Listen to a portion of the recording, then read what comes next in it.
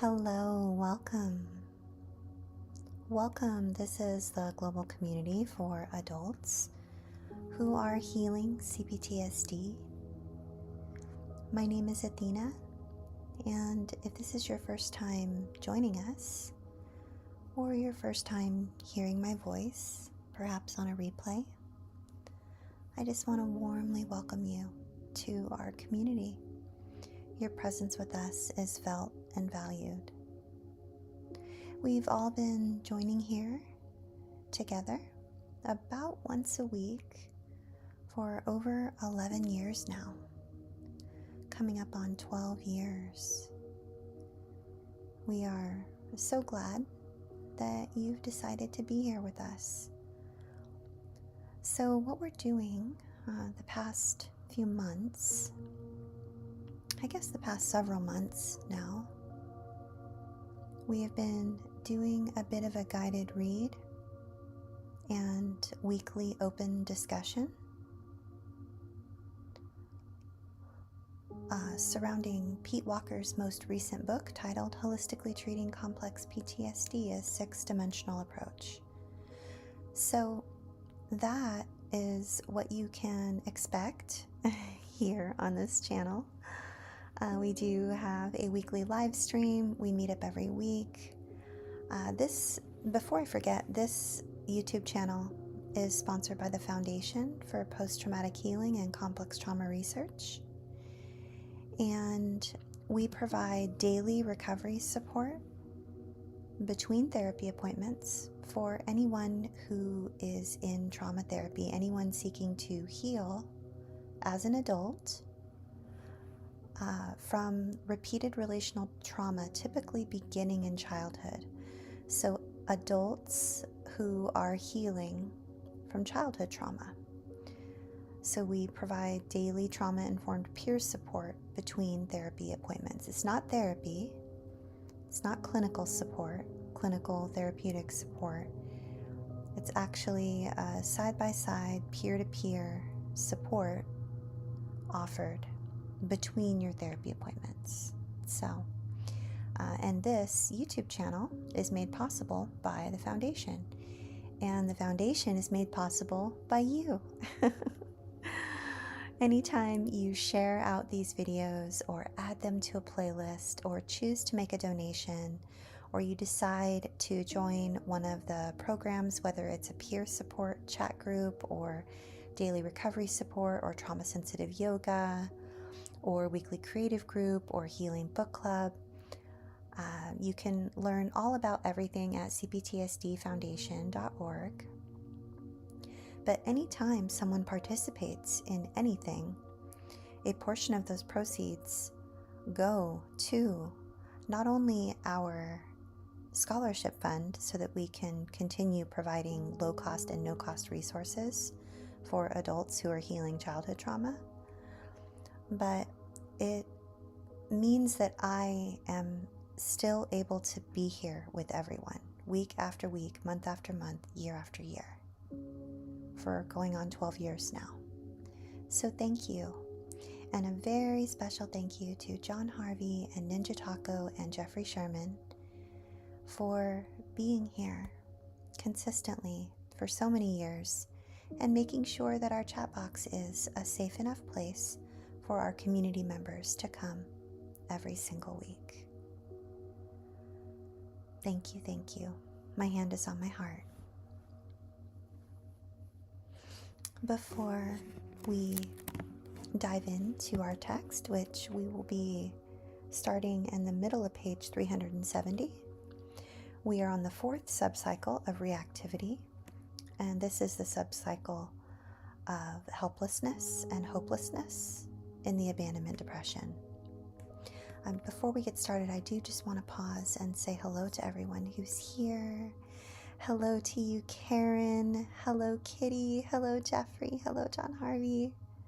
Hello, Candida. Hello. Hello, Nadine. Hello, Craig. Hello, Mary. Oh, so good to see everyone. Hello, brave Vanessa. Hello, Natalia. Oh, wherever you find yourself today, whether you are really in a delicate, tender place where you might be struggling, or if today is kind of an up day, a good enough day, a safe enough day where we feel safe enough, we feel like we belong, we are here, we matter, we are worthy of safety and belonging, we have value, we bring value to the world. Wherever you find yourself today, I just want you to know I see you, and I'm so grateful that you've chosen to be here with us tonight.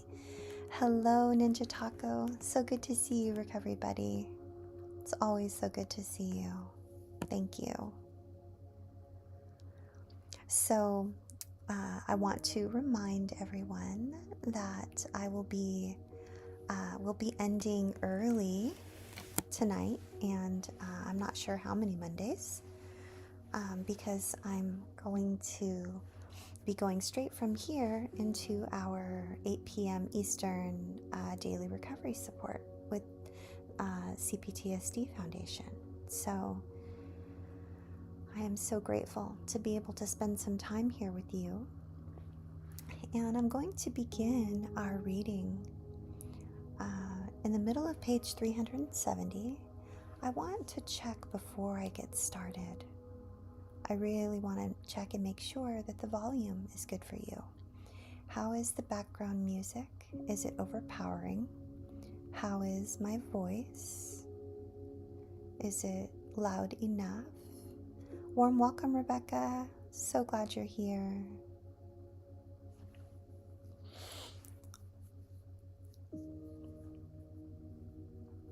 Wonderful. Thank you for letting me know the volume is good.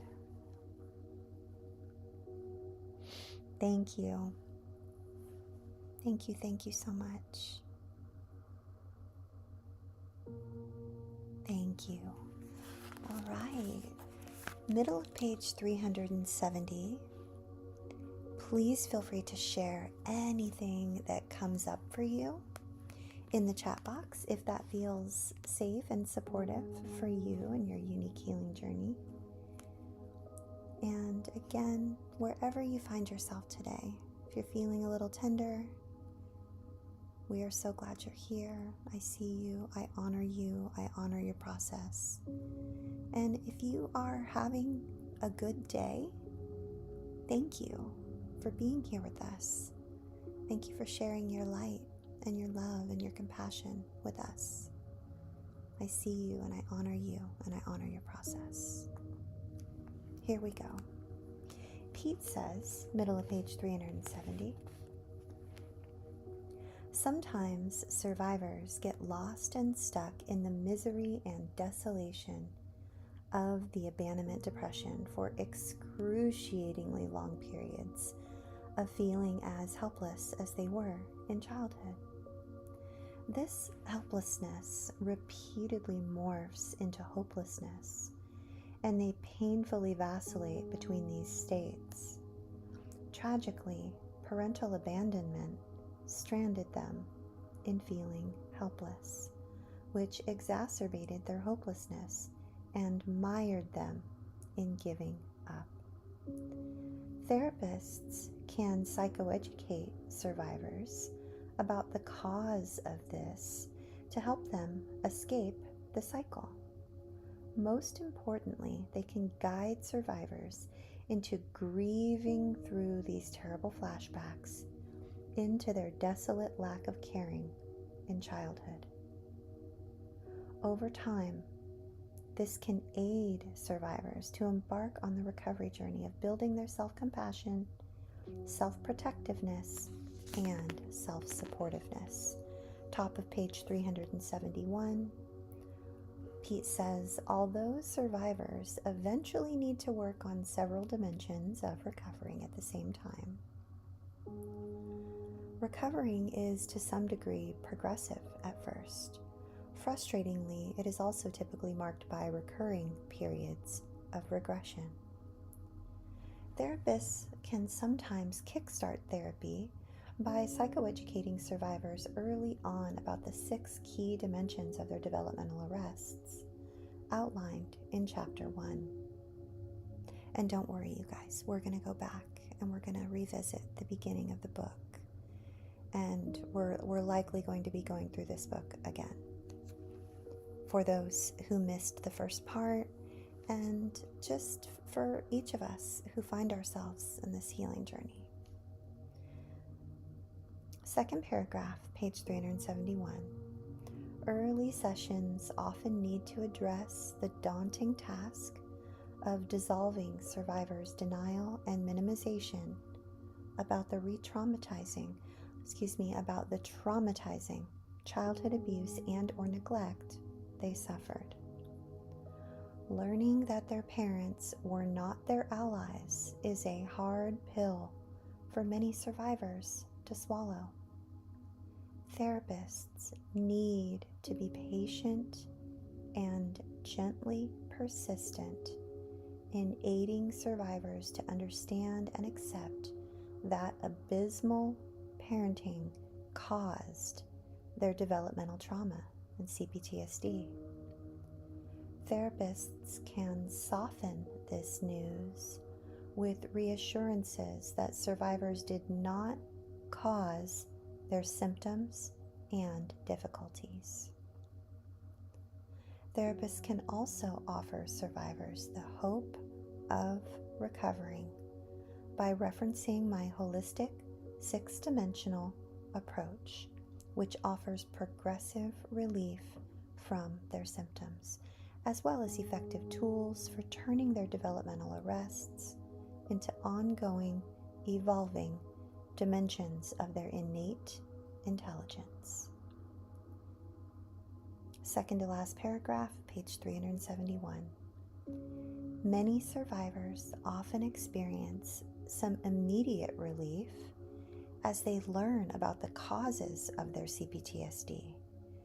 When this is done skillfully and compassionately, their mistaken self-blame and shame begins to ebb. This, in turn, often stimulates hope and motivation to begin the journey of recovering from their childhood trauma.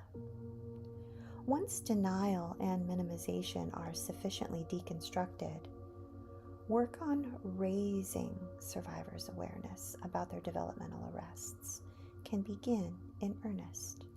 The therapeutic tools in each chapter can then alleviate suffering and repair the 6 dimensions of stalled development. Top of page 372. In my experience, psychoeducation about the 4 F's and their life-spoiling behavior syndromes in Chapter 6 typically engages the motivation of most survivors right from the start. Most recognize themselves immediately when they hear a description of their 4F type. This often makes them eager to learn more about resolving their narrow and self-thwarting behavior pattern. Therapists can then guide survivors to learn how to use all 4 of their instinctive approaches to interacting with life in a balanced way. The work of reducing dysfunctional 4F behavior patterns usually creates a natural segue for opening survivors to address their cognitive arrests. Once again, their core cognitive arrest is typically the inner critic blocked development of their self-empathic ego. Without a sufficiently developed ego, survivors are floundering ships adrift in a torrential sea without a captain or a rudder to navigate their way through life, or to effectively manage the many flashback storms it brings them. Said another way, Traumatizing parents do not permit their children's healthy executive functions to develop. Without the remedial work of reinstating intuitive egoic development, they become adult survivors without a user-friendly manager of their psyches. They are extremely handicapped by the lack of an empathic, protective sense of self. Restoring survivors' egoic development depends greatly on therapists' abilities to aid them to identify, resist, and shrink their virulent inner critics' many life-ruining dynamics. This work is outlined and detailed in chapters 4 and 7. And again, don't worry, we're going to go back. Last paragraph, page 372. Depending on the severity of their early trauma, disempowering the critic often requires many months or years of concentrated work. Survivors often experience quantum leaps in this recovery work once they learn to grieve effectively. Their tears of grief reopen their hearts to cry compassionately for themselves. They learn to mourn the horrible injustice that their minds were turned into their worst enemies. Top of page 373. As grieving progresses, their healthy anger about being traumatically parented reawakens their arrested instinct of self-protectiveness. Savvy therapists can then aid them to aim their revived anger at the inner critic and the internalized parents and or caretakers who installed it. This, in turn, empowers survivors to rebuild their innate instinct to resist and oppose internal and external abusers. This phase of intensely grieving childhood losses can also last for many months and, not infrequently, years. As survivors' emotional intelligence matures via effective grieving, they ultimately learn to grieve through their fear as the death of safety and grieve through their shame as the death of their healthy pride. This, in turn, empowers them to resolve flashbacks by releasing the abandonment melange with angry tears. Once they achieve this, they can metabolize their fear, shame, and depression by staying somatically and compassionately present to these feelings as described in chapters 8 and 9. Therapists excel when they motivate survivors to frequently practice these emotional and somatic techniques for restoring autonomic nervous system balance. Such self-nurturing is key to reducing the huge amount of time survivors spend in the debilitating anxiety of sympathetic nervous system hyperarousal. Accomplishing this brings the physical reward of an increased somatic ability to sufficiently rest, relax, and sleep more restoratively. Yes, please. Second to last paragraph, page 373. With enough practice and development in the preceding dimensions, survivors' arrested spirituality often awakens spontaneously and restores their natural faculty of seeing life as eminently worthwhile. And as it does, ongoing grieving supports the ego to manifest its higher self. The higher self is an evolved egoic function that helps survivors to build an accurate, self-supportive, and hopeful narrative of their lives. Experiences of higher self also increasingly reconnect survivors with their innate, life-loving, and fair-minded natures. This, in turn, guides survivors to identify and pursue satisfying and fulfilling goals throughout their lives. Top of page 374. Often a primary goal becomes finding and developing a truly intimate relationship with themselves and with at least one other human being, as described in chapters 2, 3, and 4. Therapists can further enhance this spiritual development by aiding survivors to see how parental incompetence blocked survivors from seeing their essential goodness. Continuous negative noticing forced all evidence of it out of their consciousness. At their best, therapists use their relational intelligence and empathy to convince survivors that they are worthy and lovable, and that they never again have to accept blame for the bad behavior of their parents or anyone else. Ongoing egoic evolution, grieving, and somatic awareness work progressively restores survivors' capacity to feel safe inside themselves. Similarly, ongoing anger work develops their arrested instinct of self-protectiveness, and survivors gradually begin to feel safe in the outside world. Finally, as survivors become adept at the 4 processes of grieving, they can then address the core issue of their deepest trauma, the abandonment depression itself. Somatic work here involves releasing the armoring and physiological reactivity in their bodies against the abandonment depression. An approach to this somatic work is detailed in the Somatic Mindfulness Can Metabolize Depression section of Chapter 9.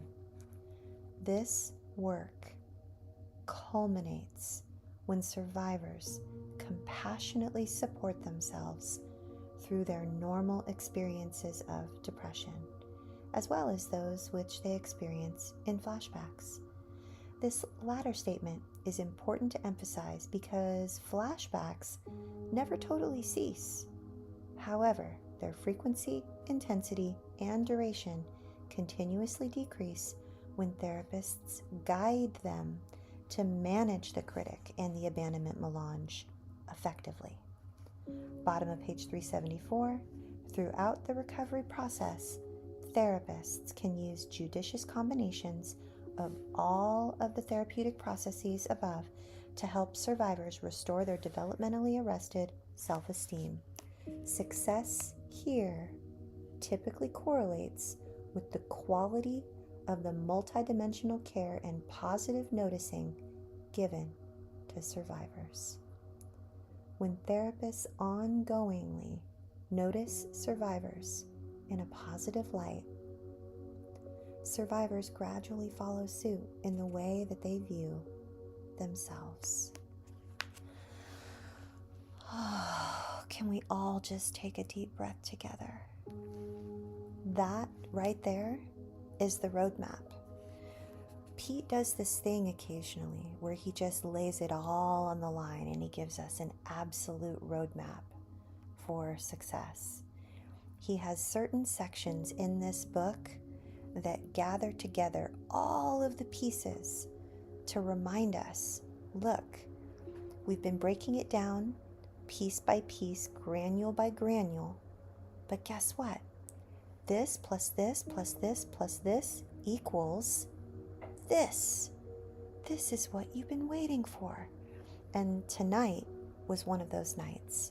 Tonight, this portion of the book, page 370 to the top of page 375, is one of those, let's listen to this word by word by word, section by section, step by step, and get the whole picture of where we started and where we're going, and believe that it's possible. So next week, we are going to start towards the top of page 375 in a subsection called Signs of Recovering.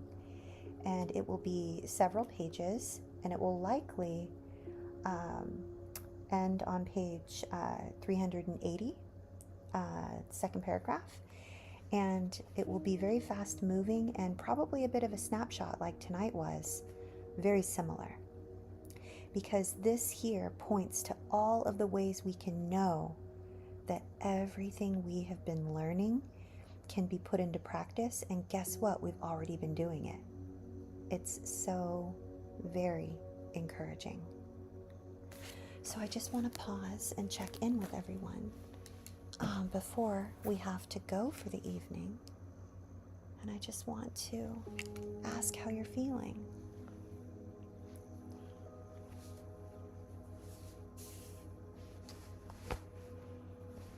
Hello, Lisa Marie. I didn't get a chance to say hi to you earlier. It's so good to see you. Hello to anyone else I didn't get a chance to greet by name. Let me see.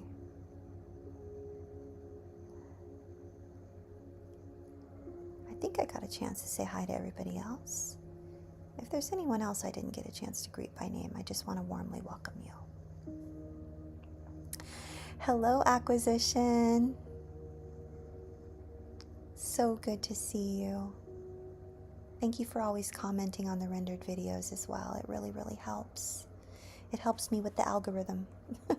It helps the YouTubes and the Googles know that we're doing good work here, and that we're doing our best to help people and to put helpful and supportive information out into the world, right? So I just want to check in with you all.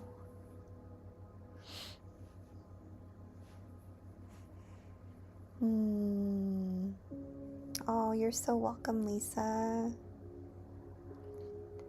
Yes, this book has given me a lot of hope as well. Lisa says, this book has given me such hope, but hope comes and goes for us. Yes, it does, right? It does. It ebbs and flows. And I love how Pete acknowledges that, so that he's not like trying to lure us into some place where we believe that everything is going to be sunshine, roses, unicorns, and rainbows, right? He never, ever, ever, ever says that. He always reminds us that this is lifelong work and that we are doing it. We are living it. We are doing it. And he reminds us of our innate intelligence and that this is not our fault. This is faulty programming, faulty parenting. We were done a great disservice. He reminds us over and over and over and over again. And I just can't say it enough. I am such a fan of his work and the way that he reminds us. Like, we need to be reminded of the things we already know. We do. Nadine says, I'm grateful that you are going through this book with us, Athena. It is the right time and giving me the clarity I need. I am so glad, Nadine. I'm so glad you're here. Yes. I hope next year is much better as well. Yes, yes, yes.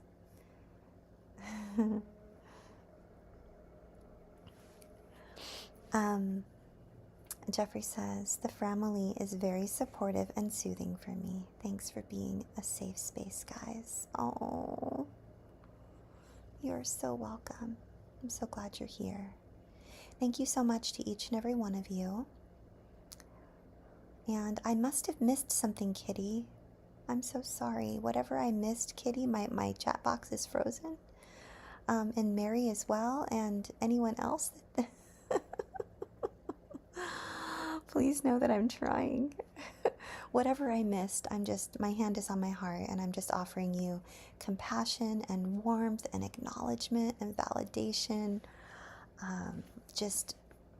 I deeply honor your process and your presence here with us. And if I get a chance to see some of you later on this evening over, I need to go prepare for daily recovery support. We're doing a two-part, oh, 1 second. There we go. We're doing a two-part presentation on the teachings of Dr. Ariel Schwartz on post-traumatic growth and the differences between the type of toxic positivity nonsense there is in the world versus actual healing. Hint, what we're doing here on Monday nights is actual healing, and it's not toxic positivity nonsense. So for those of you, let me just paste a link if any of you are interested in joining our online community away from social media. And if not, that's okay. I'll be back here with you next Monday and every Monday, 7 p.m. Eastern. And I look forward to it. In the meantime, between now and the next time I get a chance to spend time with you, I hope that you will be extra kind and patient and gentle with yourselves. As Jeffrey would say, because you are worth it. And I look forward to seeing you soon. Good night, everybody.